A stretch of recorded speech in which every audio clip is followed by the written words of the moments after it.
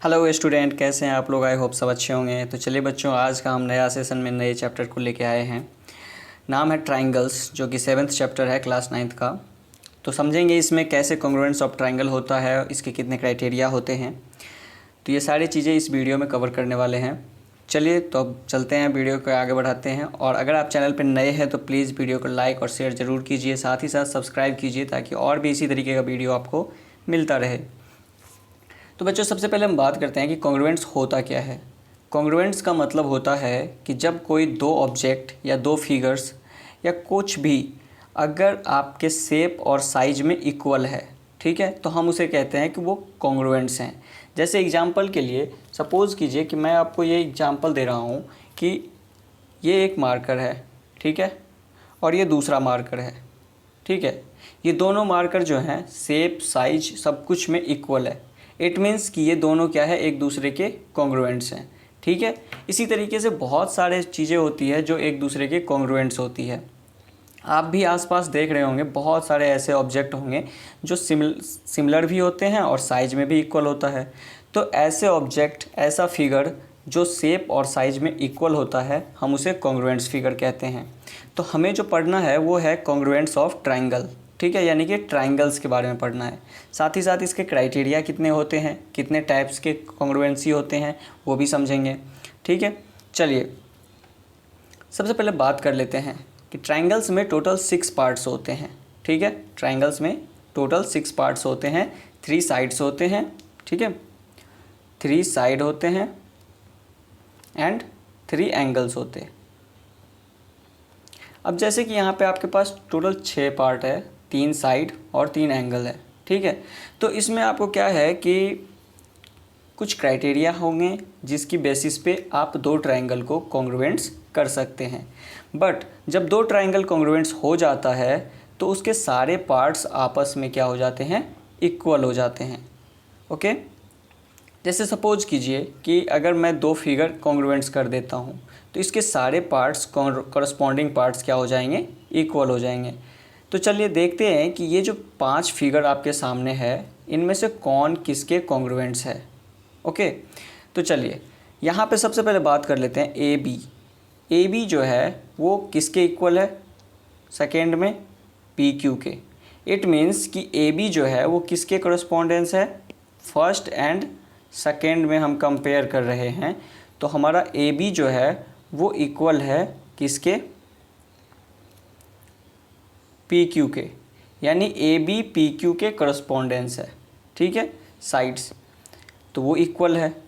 साथ ही साथ हमारा क्या है, बी सी जो है वो क्यू आर के इक्वल है। बी सी हो गया हमारा इक्वल क्यू आर के, एंड ए सी जो है हमारा वो पी आर के इक्वल हो गया। ए सी जो है वो पी आर के इक्वल हो गया, जो कि आप देख पा रहे हैं। भले ही हमारा फिगर जो है वो कुछ इस डायरेक्शन में और ये वर्टिकल डायरेक्शन, अपोजिट डायरेक्शन में है ना, ये अपवर्ड है, ये डाउनवर्ड है, बट इनके ना हमें करस्पॉन्डिंग पार्ट्स देखने होते हैं। डायरेक्शन कैसा भी हो सकता है, फिगर कैसा भी हो सकता है, बट अगर आपका करस्पॉन्डिंग पार्ट्स इक्वल है, इट मीन्स कि ये दोनों ट्राइंगल क्या हैं, कॉन्ग्रुएंट्स हैं।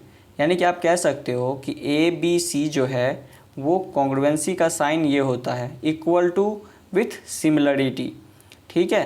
तो इक्वल टू विथ सिमिलरिटी, तो A B C congruents triangle. अब जैसे ए का करस्पॉन्डिंग पार्ट्स कौन है, ए का करस्पॉन्डिंग पार्ट्स है इन दोनों साइड के बीच में पी, तो ए का पी हो गया। बी का कौन है, क्यू, तो बी का क्यू हो गया। सी का कौन है, आर, तो सी का आर हो गया। तो बच्चों ऐसा है कि जब आप कॉन्ग्रुएंट्स कर देते हो, ठीक है, जब दो फिगर कॉन्ग्रुएंट्स कर देते हो तो उनके जो करस्पॉन्डिंग एंगल्स होते हैं वो भी आपस में इक्वल हो जाते हैं। जैसे आप कह सकते हो कि एंगल ए जो है वो इक्वल हो जाएगा एंगल पी के, एंगल बी जो है वो इक्वल हो जाएगा एंगल क्यू के, एंड एंगल सी जो है वो इक्वल हो जाएगा एंगल आर के। ये कैसे इक्वल होता है, ये होता है सी पी सी टी। इसका फुल फॉर्म होता है corresponding parts of congruents triangle, corresponding parts of congruence triangle, ठीक है। चलिए इसी तरीके से और भी फिगर देखते हैं। तो देखिए यहाँ पे क्या है, फर्स्ट और थर्ड में कि ए बी जो है वो डी एफ के जो है इक्वल है, ठीक है। ए बी जो है वो डी एफ के इक्वल है एंड ए सी जो है वो एफ ई के इक्वल है। तो इस तरीके से आप चाहो तो नोट कर सकते हो कि ए बी जो है वो इक्वल है डी एफ के, ओके, एंड ए सी जो है वो इक्वल है एफ ई के, एंड बी सी जो है वो इक्वल है डी ई के। तो हम यहाँ पे बिल्कुल बता सकते हैं कि ये जो हमारा दो ट्रायंगल है उनके 3 साइड्स इक्वल हैं, ठीक है। कॉरस्पॉन्डिंग पार्ट्स क्या है, इक्वल है। इट मीन्स कि ये दोनों कॉन्ग्रुएंट्स हो जाएंगे, ठीक है। तो जैसे कि फर्स्ट सेकेंड के कॉन्ग्रुएंट्स है, सेकेंड थर्ड के भी कॉन्ग्रुएंट्स है, ये तीनों फिगर कॉन्ग्रुएंट्स हैं।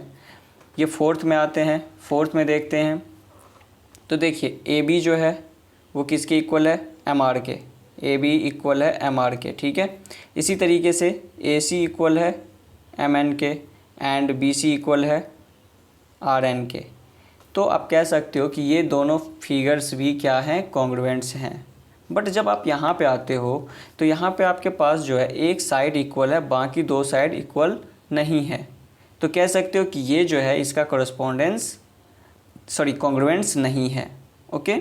तो कॉन्ग्रुएंट्स करने के लिए हमें सिर्फ साइड की ज़रूरत नहीं होती, एंगल्स भी चाहिए होता है, ठीक है। बट एक चीज़ हमेशा याद रखिए कि आप कैसे भी कॉन्ग्रुएंट्स कीजिए, लेकिन जब कॉन्ग्रुएंट्स हो जाएगा तो उसमें क्या होंगे, उसमें हमें बाकी के जो पार्ट्स होते हैं वो इक्वल हो जाते हैं। जैसे आपने देखा कि अगर हम 3 साइड का यूज किए तो जो 3 एंगल बच गए वो इक्वल हो जाता है। वो क्यों होता है, सी पी सी टी से। क्लियर है।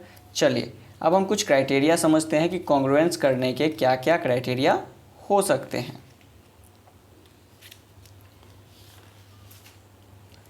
ओके, तो सबसे पहले हम आते हैं, हमारा सबसे पहला क्राइटेरिया होता है SAS congruence rule.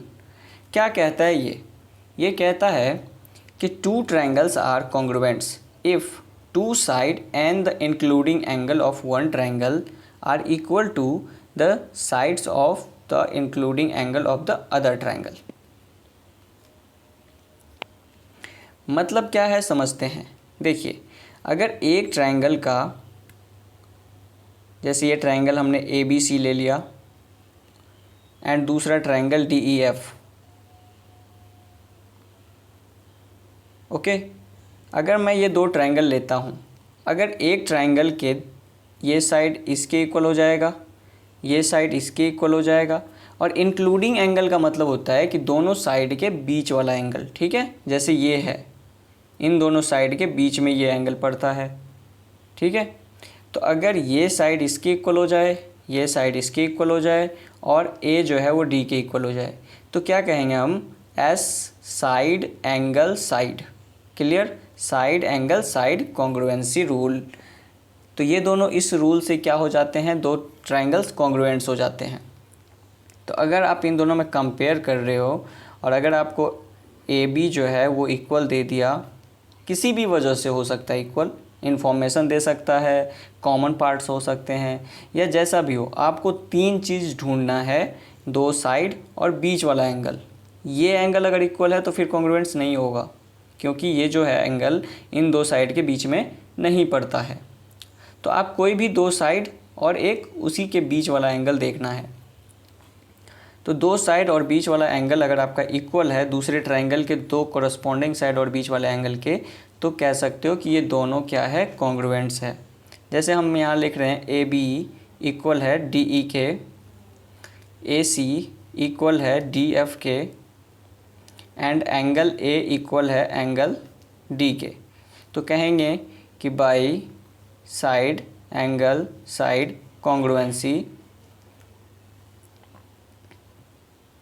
Rule, triangle A B C congruents triangle D E F. तो बच्चों जब हमारा 2 ट्रायंगल कॉन्ग्रुएंट्स हो जाएगा तो हम क्या कर सकते हैं, बाकी के जो बचे हुए पार्ट्स हैं वो भी हम इक्वल कर सकते हैं। जैसे एंगल बी जो है वो किसके इक्वल हो जाएगा, ई के। तो हम लिख सकते हैं एंगल बी जो है वो एंगल ई के इक्वल हो जाएगा। एंगल सी जो है वो इक्वल हो जाएगा एंगल एफ के, एंगल सी जो है वो इक्वल हो जाएगा एंगल एफ के, ठीक है। और जो साइड है बी सी वो इक्वल हो जाएगा साइड ई एफ के। और ये क्यों इक्वल होता है बच्चों, तो आपने पता है अभी सीखा है कि ये सी पी सी टी से इक्वल होता है, यानी कि corresponding parts of congruent triangle. Clear. तो इसी तरीके से हमें क्वेश्चंस करने होंगे, ठीक है। चलिए नेक्स्ट कॉन्ग्रुएंसी क्राइटेरिया हमारा क्या है। नेक्स्ट कॉन्ग्रुएंसी क्राइटेरिया है कि ASA congruency rule, two triangles are congruents if two angle and including side. वहाँ पे क्या था कि दो साइड और बीच वाला एंगल, यहाँ पे क्या है दो एंगल और बीच वाला साइड। अगर एक ट्रायंगल के दो एंगल और बीच वाला साइड दूसरे ट्रायंगल के दो एंगल और बीच वाले साइड की इक्वल हो जाता है, जैसे कि हम यहाँ लिखते हैं PQR एंड MNO, ठीक है। तो यहाँ पे हमें क्या है कि दो साइड्स, दो एंगल और बीच वाला साइड लेना है। जैसे सपोज करो कि मैं ये एंगल इसके इक्वल ले रहा हूँ, ये एंगल इसके इक्वल हो गया और ये साइड जो है वो इसके इक्वल हो गया। कोई भी हो सकता है, कोई भी दो एंगल और उसके बीच वाला साइड कॉरस्पॉन्डिंग दो एंगल और बीच वाले साइड के इक्वल चाहिए। अगर आप ये एंगल ले रहे हो तो ये एंगल इक्वल होना चाहिए, ये साइड ले रहे हो तो ये साइड इक्वल होना चाहिए। इस तरीके से आपको सिर्फ देखना है कि आपको दो एंगल और बीच वाला साइड इक्वल होना चाहिए, तभी जो है ये क्या कहलाएगा ASA कॉन्ग्रुएंस। तो जैसे यहाँ पे क्या है कि Q इक्वल है N के, R इक्वल है O के, और जो बीच वाला साइड है QR वो इक्वल है NO के, ठीक है। ये एंगल का साइन है। तो इस तरीके से जब दो एंगल और बीच वाला साइड इक्वल होता है तो हम कहते हैं कि बाय ASA कॉन्ग्रुएंसी। तो ट्रायंगल क्या हो जाएगा PQR congruents triangle MNO, okay. तो जब दो ट्रायंगल कॉन्ग्रुएंट्स हो जाते हैं तो बाकी के जो उसके करस्पॉन्डिंग पार्ट होते हैं वो क्या हो जाते हैं इक्वल।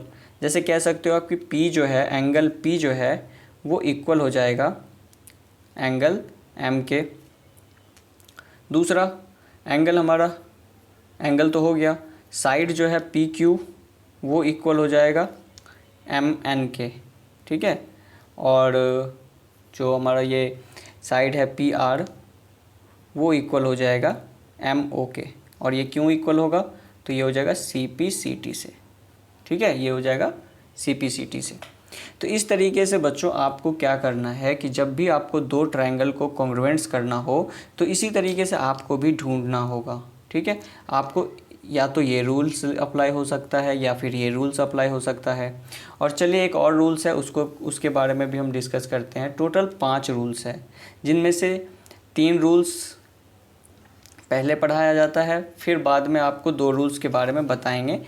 उसके पहले कुछ एक्सरसाइज भी करेंगे, कुछ क्वेश्चंस भी करेंगे, ठीक है। इन रूल्स पे कैसे क्वेश्चंस आप अप्लाई कर सकते हो। तो चलिए थर्ड रूल्स क्या कहता है, AAS। जैसा कि अभी आपने पढ़ा ASA, इसमें क्या था कि दो एंगल्स और बीच वाला साइड इक्वल चाहिए था। लेकिन AAS का मतलब क्या है, AAS का मतलब है कि अगर एक ट्रायंगल के कोई भी दो साइड ले लेते हो आप, लाइक ABC है और PQR है, ठीक है। इसमें से आप कोई भी दो एंगल ले लो, जैसे कि A P के इक्वल हो गया और B Q के इक्वल हो गया, और आपका ना इन दोनों के बीच वाला साइड नहीं है बल्कि कोई और साइड है, लाइक दिस, ये इक्वल है इसके, तो ये तो बीच वाला साइड है नहीं।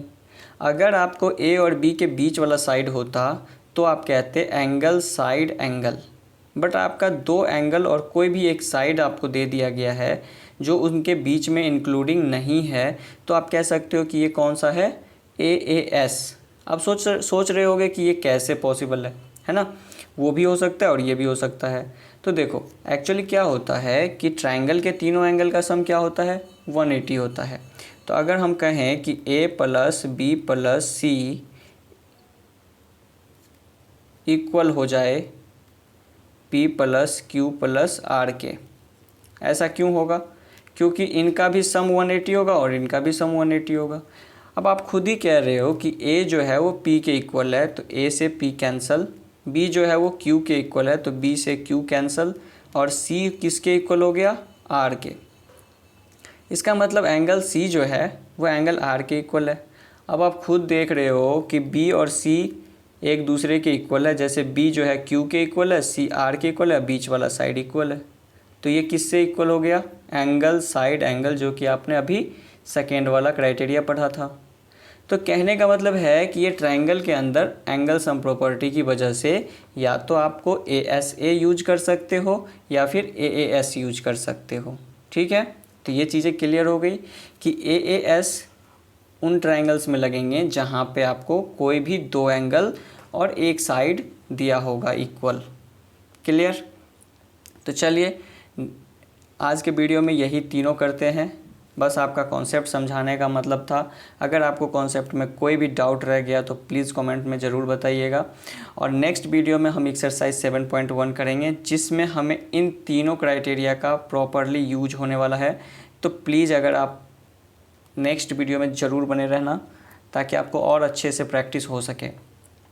चलिए, वीडियो को देखने के लिए थैंक यू। और अगर आप अभी तक हैं तो प्लीज़ चैनल को लाइक कीजिए और अपने दोस्तों में ज़रूर शेयर कीजिए, ताकि और भी बच्चों को ये मिल सके। Thank you, bye bye.